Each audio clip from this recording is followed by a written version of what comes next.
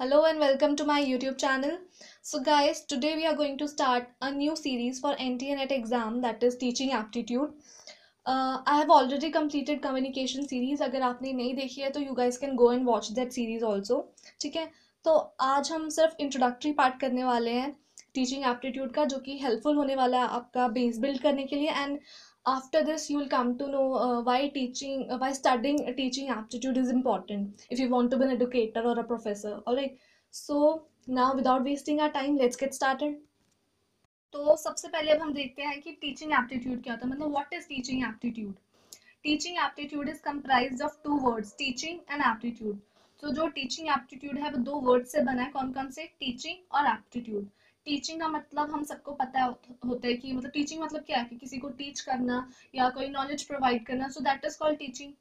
और एप्टीट्यूड क्या होता है कि जो आपके स्किल्स हैं उनको डेवलप करना, दैट इज कॉल्ड एप्टीट्यूड. ठीक है, एक बार इनका मीनिंग देख लेते हैं. Teaching is the art and science of imparting knowledge and helping others to grow in their knowledge and understanding. तो teaching क्या है? आर्ट एंड साइंस किसकी? इम्पार्ट करना नॉलेज और हेल्प करना दूसरों को कि उनके जो नॉलेज है, उनकी जो अंडरस्टैंडिंग्स है, उनको ग्रो करने में. ठीक है, तो टीचिंग का मेन पर्पस यही होता है. एंड नेक्स्ट एप्टीट्यूड क्या होता है? It is to develop natural abilities और स्किल्स टू डू समथिंग. तो एप्टीट्यूड क्या है? आपकी जो नेचुरल एबिलिटीज हैं, जो आपके स्किल्स हैं, उनको क्या करना? डेवलप करना. So teaching aptitude is the development of natural ability to teach. तो टीचिंग एप्टीट्यूड क्या हुआ? आपके नेचुरल एबिलिटीज, आपके स्किल्स को डेवलप करना. किस लिए? To teach. आई होप आपको समझ में आया टीचिंग एप्टीट्यूड क्या होता है. अब इसको और डिटेल में हम आगे देखते हैं. So first point under this is teaching aptitude is all about evaluating candidates who want to enter teaching profession on the basis of their knowledge and skill. तो टीचिंग एप्टीट्यूड का मेन पर्पस क्या होता है कि जो candidates हैं उनको evaluate करना जो कि टीचिंग प्रोफेशन में आना चाहते हैं. ठीक है. Second one is it refers to the basic qualities required to become a successful teacher. तो बेसिकली अगर आप एक सक्सेसफुल टीचर बनना चाहते हैं तो क्या क्वालिटीज आप में होनी चाहिए, क्या क्वालिफिकेशन आपकी होनी चाहिए, that is also important. So this includes qualification, intelligence, attitude and many other qualities expected from a person who wants to become a successful teacher. Clear? And now last point is teaching means interaction of teacher and student. तो teaching का मतलब क्या होता है? Interaction between teacher and student. तो basically जो teaching है it is not only limited to teach, मतलब सिर्फ अगर आप किसी को टीच कर रहे हो, कोई नॉलेज प्रोवाइड कर रहे हो, so that is not only teaching. ठीक है. Teaching involves interaction with students and help students to build their personalities. मतलब टीचिंग का मेन मोटिव ये भी होता है कि स्टूडेंट्स के साथ इंटरेक्ट करना. ठीक है, उनको हेल्प करना उनकी पर्सनैलिटीज बिल्ड करने में. ठीक है. So they participate for their mutual benefits and both have their own objectives and targets to achieve. तो क्या कह रहे हैं कि जो टीचर है और जो स्टूडेंट है दोनों के अपने अपने ऑब्जेक्टिव होते हैं, अपने अपने टारगेट्स होते हैं जिन्हें वो अचीव करना चाहते हैं. जैसे कि जो टीचर है उसका मेन मोटिव क्या होता है? टू टीच, मतलब अपनी नॉलेज प्रोवाइड करना. और स्टूडेंट का मेन मोटिव क्या होता है? To learn. ठीक है, टू लर्न डिफरेंट थिंग्स और आपके अपनी जो क्लैरिटीज हैं, जो डाउट्स हैं, उनको क्लियर करना बेसिकली. ठीक है, आई होप समझ में आया आपको क्या होता है ये टीचिंग एप्टीट्यूड. तो नेक्स्ट अब हम देखते हैं कॉन्सेप्ट ऑफ टीचिंग. तो कॉन्सेप्ट पढ़ने के लिए हमें दो चीज़ें पता होनी चाहिए. What is teaching and how it is different from other related concepts like instructions, conditioning, training and indoctrination. ठीक है, तो व्हाट इज टीचिंग तो हम अभी कर लेंगे, पर जो how teaching is different from these terms, तो इसके लिए मैं एक सेपरेट वीडियो बनाऊंगी. ठीक है, तो आप वहाँ पे इसे देख लेना. Clear? So now let's begin with what is teaching. So under this first point is social process. Teaching is a complete social process as it helps in bringing about a positive change in the society. तो जो teaching है इसे एक social process कहते हैं. क्यों? Because ये help करता है सोसाइटी को, सोसाइटी में एक पॉजिटिव चेंज लाने में, एक बेटर चेंज लाने में हेल्प करता है, इसीलिए इसे कहा जाता है it is a social process. ठीक है. Next point is formal and informal. तो जो टीचिंग है इट कैन बी फॉर्मल और इनफॉर्मल. क्लियर? तो इनफॉर्मल टीचिंग क्या होती है?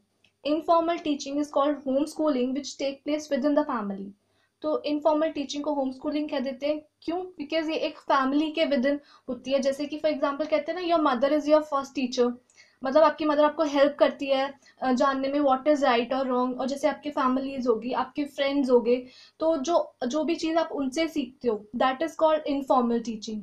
और formal teaching take place outside the family. तो फॉर्मल टीचिंग कौन सी होती है, जैसे अब जब आप स्कूल में चले जाते हो, आप कॉलेज में चले जाते हो, तो एक प्रोफेशनल वे में आपको एक जो टीचर है वो आपको आपको क्या करते हैं, आपको सब्जेक्ट नॉलेज देती है, आपको आपको इन्फॉर्मेशन प्रोवाइड करती है, जो भी इंस्ट्रक्शंस देती हैं। So that is called formal teaching. ठीक है। Next point under this is provide opportunity. तो टीचिंग है वो अपॉर्चुनिटी प्रोवाइड करती है स्टूडेंट्स को to produce relatively permanent change through engagement in the experience provided by the teacher. तो teaching students को हेल्प करती है बेसिकली उनकी जो पर्सनैलिटी है उसमें एक परमानेंट चेंज लाने में। ठीक है। And last point is interactive process. तो ये जैसे अभी थोड़ी देर पहले भी मैंने आपको समझाया कि जो टीचिंग है ये एक इंटरैक्टिव प्रोसेस होता है between student and a teacher, which is essential for the guidance, progress and development of the student, जो कि डेवलपमेंट ऑफ द स्टूडेंट्स के लिए काफ़ी इंपॉर्टेंट है। आई होप आपको समझ में आई है कुछ पॉइंट्स। अब एक लास्ट पॉइंट बचा है, हम उसे भी देख लेते हैं।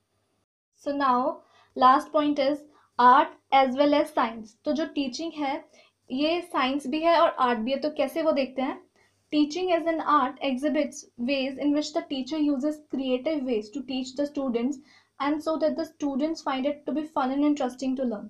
तो क्या कह रहे हैं कि टीचिंग आर्ट है। बेसिकली आर्ट क्या होता है, आर्ट का मतलब होता है creativity.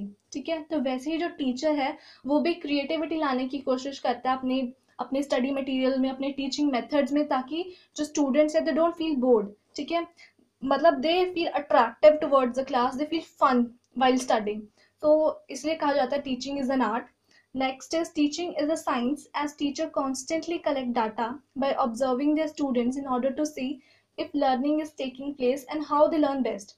And like scientists, teachers experiment with new techniques or strategies to see how they work.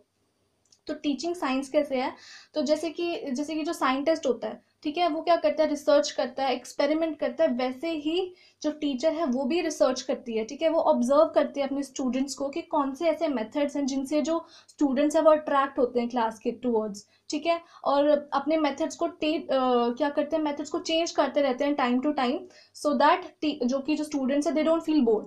Clear. तो इसलिए कहा जाता है teaching is both science as well as an art.